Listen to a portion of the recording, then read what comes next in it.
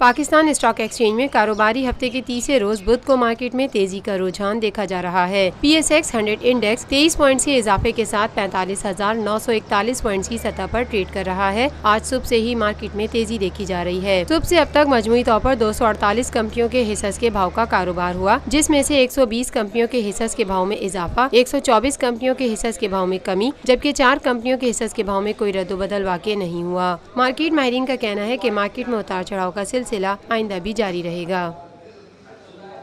Rufi Perl city scheme 33 की prime तरीन location पर M9 इंटरचेंज के साथ मेमार मोड़ के सामने और मेमन हाउसिंग सोसाइटी के दरमियान। गुज़िश्ता 50 सालों से आपका एतमाद लिए रूफी प्रॉपर्टीज आपके लिए लाए हैं वही मयार। रूफी पर्ल सिटी। पर्ल सिटी 120, 150, 200 और 240 गज के तैयार बैंगलोर पर मुश्तमिल एक मुकम्मल secured gated community living project Rufi Perl City. जदीद तरीन सहूलतों से आरास्ता, पुरसकून और पुरफिजा रिहाइश, जिसमें थीम पार्क, फिटनेस सेंटर, मस्जिद, solar power backup, RO plant के जरिए 24 घंटे मीठा पानी।